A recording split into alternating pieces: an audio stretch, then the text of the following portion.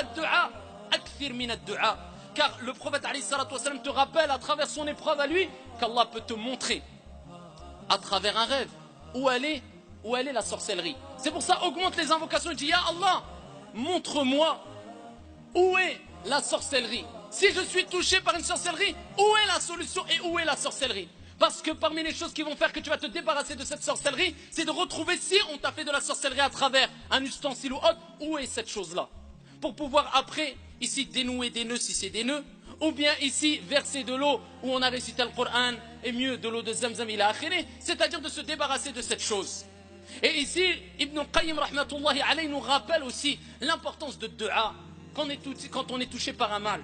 Et comme le prophète alayhi salatu wassalam l'a rappelé, l'invocation de ici Yunus alayhi salam, la ilaha illa ant, subhanak inni kuntu min al-zalimin, et bien Ibn al-Qayyim a rapporté ça, ici a rapporté ses propos, en citant ici la parole de Yunus alayhi salam. Parce que le prophète a dit toute personne qui invoque Allah azza wa jal en citant ce que Yunus a cité comme parole, son invocation est acceptée. C'est-à-dire quand tu fais dua, tu dis la ilaha illa ant, subhanak inni kuntu min al-zalimin. Ad-du'a mustajab après. Ibn al-Qayyim il dit, et par expérience, je ne connais pas une personne qui a été touchée d'un mal et qui a dit cette parole 7 fois sans qu'Allah ne lui débarrasse immédiatement de son mal. Le fait de dire 7 fois la ilaha illa ant subhanak inni kuntu min al-zalimin. Donc ici tu reconnais at-tawhid et tu dois le dire avec sincérité et l'appliquer. Subhanak, tu glorifies Allah et tu reconnais que sans Allah tu n'es rien. Tu es parmi les ignorants et les injustes. Et tu te rabaisses auprès d'Allah Azza wa Jal. وكذلك القرطبي رحمه الله تعالى il rapporte de Wahb qui ici avait rappelé que parmi les moyens de guérir de la sorcellerie, du mauvais œil, etc. c'est quoi? Eh bien il dit ici toute personne qui prend 7 feuilles de jujubier. Et ça ce n'est pas une parole prophétique. Ça veut dire que ça peut marcher comme ça ne peut pas marcher. Ça dépend de quoi? Ça dépend de ta relation avec Allah. S'il n'y a pas d'obstacle qui va empêcher cela ici de te guérir, il a akhir. Mais ça c'est un moyen qu'ont rappelé les grands savants. Al-Qurtubi rapporte de Wahb qui dit que une personne qui prend 7 feuilles de jujubier, qui les écrase entre 2 pierres et qui les mélange, c'est-à-dire mélange la poudre avec de l'eau, eh bien s'il boit 3 gorgées et le reste il verse sur son corps, il guérira immédiatement bi'idhnillahi tabaraka wa ta'ala. Et ça c'est des remèdes naturels, il n'y a pas de mal, c'est conforme au Coran et à la Sunna. Pas comme certains qui nous disent des choses qui sont très étranges, très bizarres et qui n'ont aucune origine, ni dans le Coran, ni dans la Sunna, ni à travers les paroles des plus prédécesseurs ou des ulama et des savants. C'est pour ça que nous disons, ça c'est des moyens. Et parmi les moyens, eh bien c'est le fait de s'accrocher au livre d'Allah et à la Sunna du prophète. C'est-à-dire d'obéir à Allah et son messager, de lire beaucoup le Coran. Surtout, Suratul Baqarah, et particulièrement à la maison. De la lire, ce n'est pas le même effet, bien que la plupart des savants considèrent que c'est un bien aussi que d'écouter à travers une cassette, mais l'effet ne sera sûrement pas le même, Allahu a'lam, que si tu le lisais directement. Parce que là, on a besoin à travers la lecture d'une présence physique, mais aussi à travers la concentration, al-khushu', la confiance en Allah Azza wa Jalla ila akhiri. Surat al-Baqarah, rawahu al-Bukhari rahimahullah ta'ala, le prophète alayhi salam dit inna ash-shaytan yanfiru min al-bay. Shaytan prend la fuite d'une maison où il est lu, récité Surat al-Baqarah. Et surtout Ayatul Kursi, le verset du repose-pied, eh bien cela est très efficace ici quand tu vas la réciter sur le malade ou sur toi.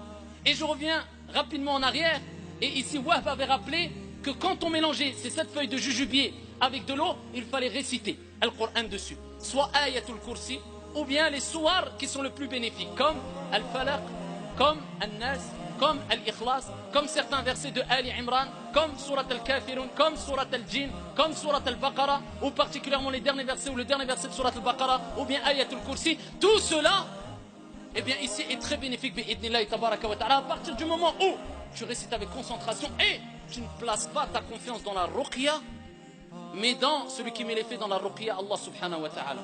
Tu sais que c'est qu'une cause, sabab min al-asbab. Et le mieux c'est de concrétiser le tawhid en te faisant ruqya tout seul, bien sûr. Tu demandes ni à Foulan ni à Alan, c'est mieux. Mais il n'y a pas de mal, incha'Allah ta'ala, si tu vas demander à une personne. Parce que le prophète alayhi salam a dit que celui qui peut venir en aide à son frère, qu'il le fasse.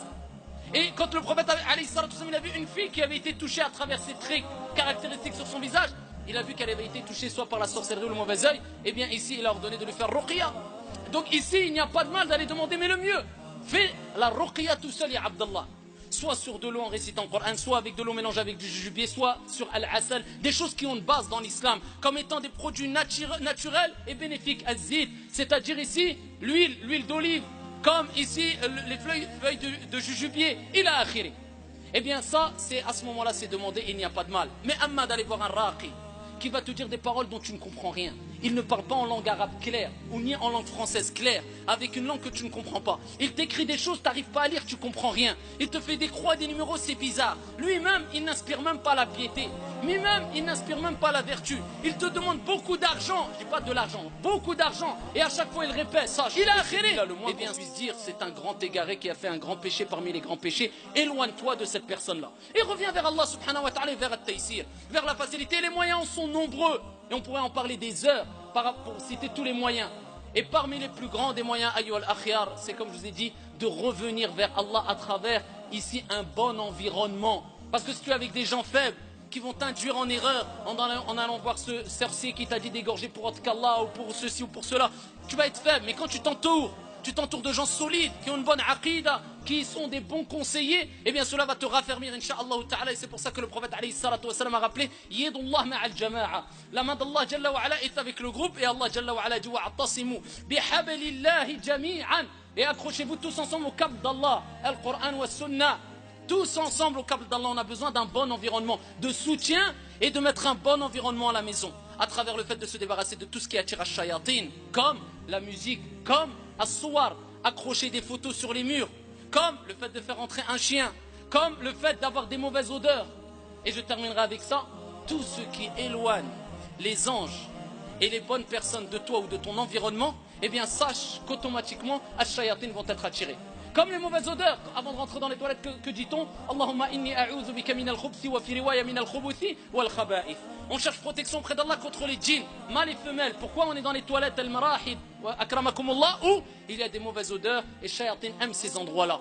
Même toi, ta propre personne, ça c'est une cause parmi les causes que shayatin s'affaiblissent et que leur influence s'affaiblisse quand tu es toujours propre et quand tu sens bon et quand tu prends soin de toi. Parce que vous savez très bien que shayatin aime les mauvaises odeurs, aime ici les gens paresseux, les gens feignants. Et c'est pour ça qu'ayyuhal akhyar, vous allez voir que des personnes qui font du gaspillage énormément à travers la nourriture et qui prennent beaucoup de poids, ou les gens qui sentent mauvais, eh bien ce sont les gens les plus faibles quand on leur fait de la sorcellerie. Et ces shayatin ne peuvent pas rester, ont du mal à rester dans un corps robuste, même physiquement je parle, un corps robuste qui dégage de bonnes odeurs, et une personne qui n'a rien à voir avec la paresse, parce que la paresse c'est parmi les armes de shaitan. Et le prophète lui-même disait Allahumma inni a'udhu bika min al-hammi wal-hazan wa min al-ajzi wal-kasal.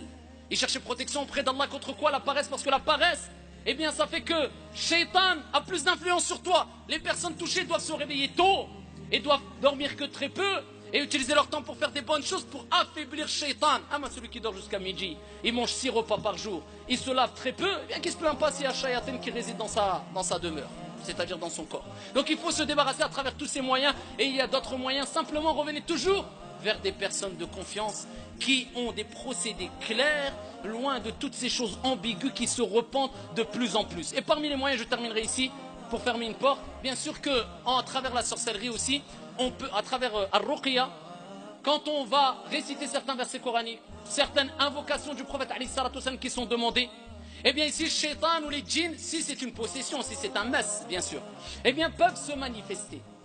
Et quand ils se manifestent, il ne nous est pas demandé de rentrer dans des grandes conversations avec eux, mais ils peuvent nous indiquer où est la sorcellerie. Ça c'est possible. Et s'ils te l'indiquent, il t'est demandé simplement, comme c'est connu pour être de grands menteurs, d'aller vérifier si c'est vrai. Si c'est vrai, c'est une probabilité aussi.